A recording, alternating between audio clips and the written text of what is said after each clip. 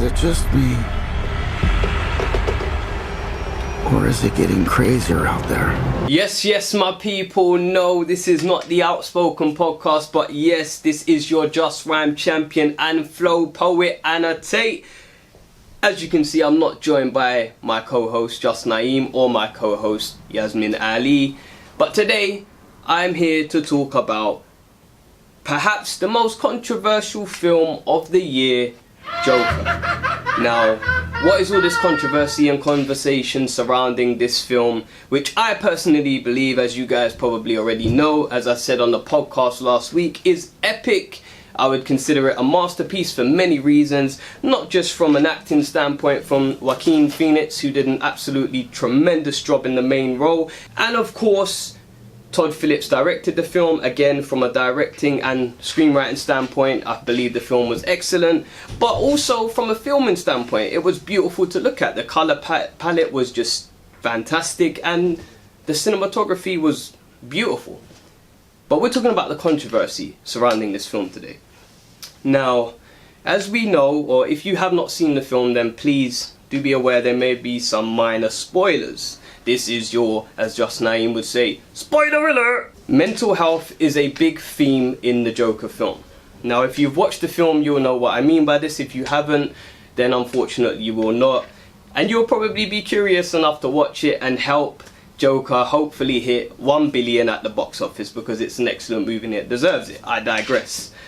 Now, mental health is a touchy issue, I suppose, or a very sensitive topic that most of us tend to shy away from. We don't like to speak about it. We feel like mental health is an issue where if we don't speak about it in the appropriate way, we may offend someone, and even parts of our community would suggest that it's a taboo issue, one that should be stayed away from and not spoken about.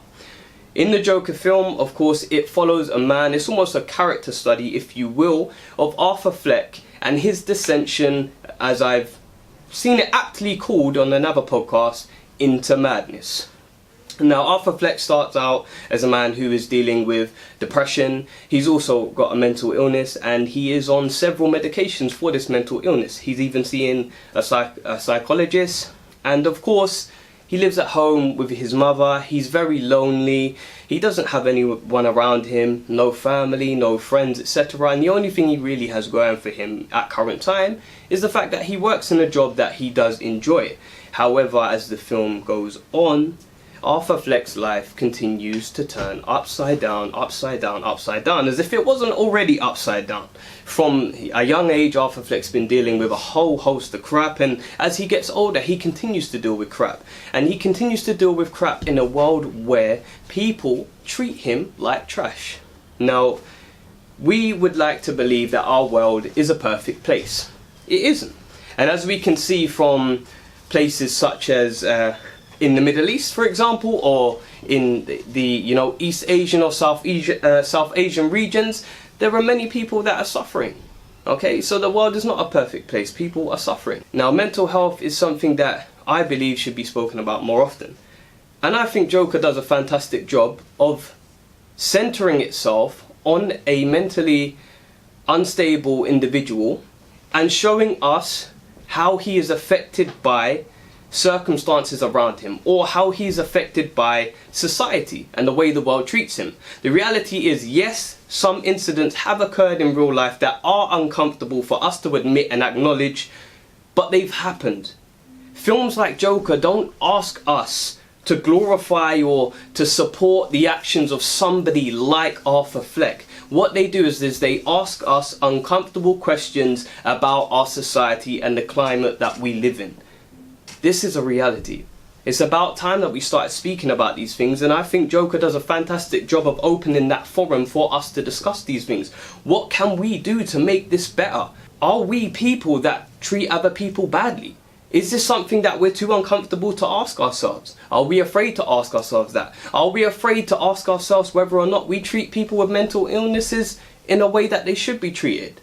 Of course, never should violence be glorified. And as I said moments ago, I don't think it was in this film. But if you've seen some of the reviews, you have heard people calling the film banal, they've been calling the film nihilistic, they've been calling the film disturbing, and they've been saying that it has over-the-top violence. Now, if you've seen the Joker, you know as well as I do that the violence is nothing in comparison to films like John Wick or Purge and so on and so forth. Purge, I won't watch. I think it's disgusting. The premise is laws are abandoned, right? And these people are allowed to take control of the city for a night and do whatever the heck they want. This includes killing people. Are you telling me that this premise is less disturbing and alarming than Joker, that's about a mentally ill individual and his difficulties that he's facing in society and some of the and how it affects him? Does he make the right decisions? No. But again, for a third time, I repeat, they do not glorify that in the film. If you even watch some of the central scenes in that film, in this Joker, right? There's a part where he's going down the stairs. This is probably towards the latter end of the film, coming towards its conclusion. You see Joker, and it's an iconic scene where he's dancing down the stairs. Now, initially, it starts off with music that's playing, and it makes it seem all happy and it's calm and, you know, not calm, sorry, happy and jubilant, and, you know, he's excited and he's dancing down the stairs. And as it goes on, despite his actions remaining the same, the music changes and it becomes very somber sounding. It becomes quite tense and almost disturbing to listen to. And that for me is an indication of the writer, the director and the team, the production, trying to show us how Arthur in his mind believes that he's becoming the man he's always wanted to be or should have been. While we realise as an audience, or should realise, that what's actually happening is he's becoming something that nobody should be. And that music for me is clearly indicative of this point. And to deny that for me is just somebody that wants to hate on the film. I've seen a lot of negative reviews from critics. However, on the flip side, you've seen audience going crazy and raving about this film, right? It's insane to me that we can watch films that have senseless violence from almost start to finish and not be bothered by it. But the minute somebody attaches a real issue, something that we're scared to admit or acknowledge or scared to accept is a possibility, we're like, no, I can't handle it.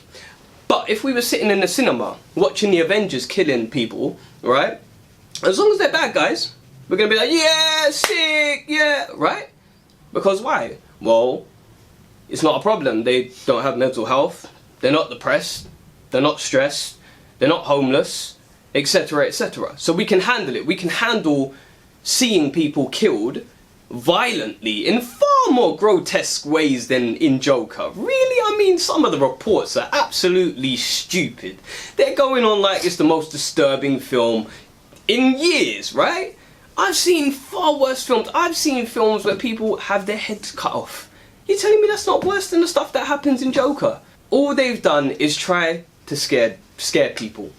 And they're trying to destroy this DC film that is the first DC film in years now that's actually been truly tremendous to watch. We're going back all the way to The Dark Knight in 2008, and while The Dark Knight Rises was a great film, I don't think it was at the level of The Dark Knight, so I wouldn't consider it a classic. Whereas Joker, for me personally, I would.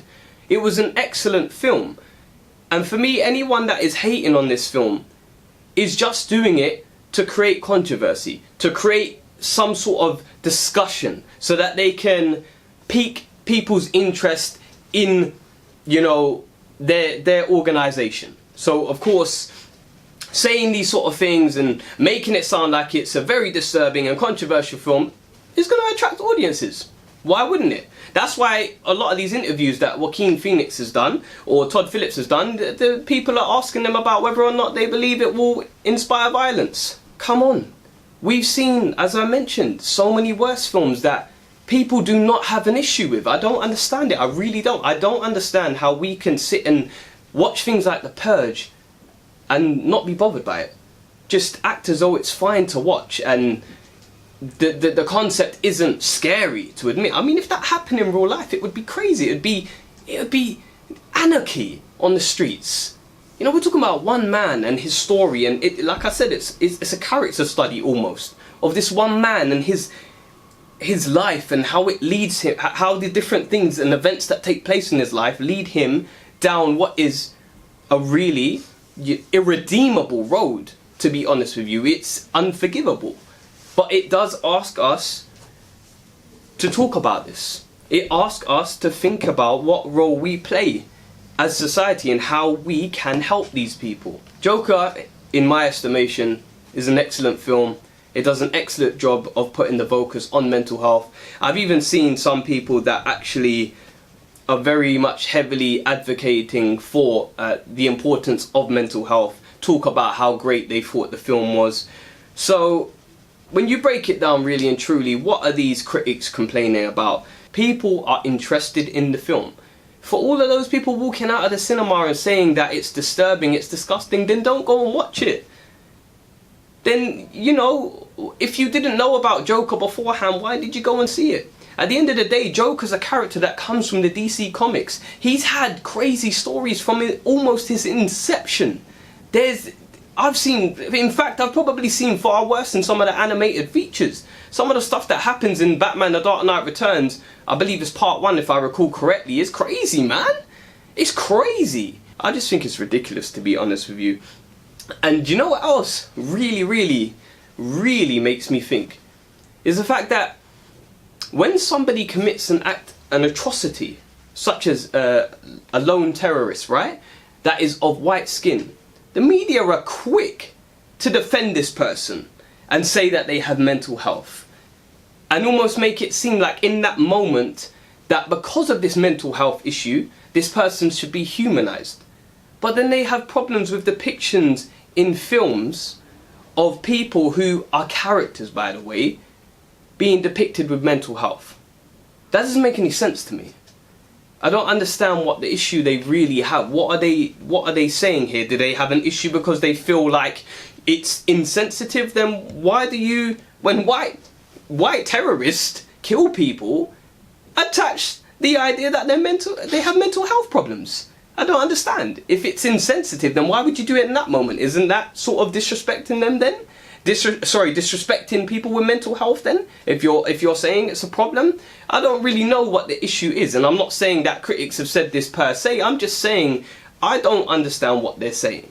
It just seems like a whole load of crap to create controversy, to raise interest, as I said, in their organisations, in their publications, and it's garbage.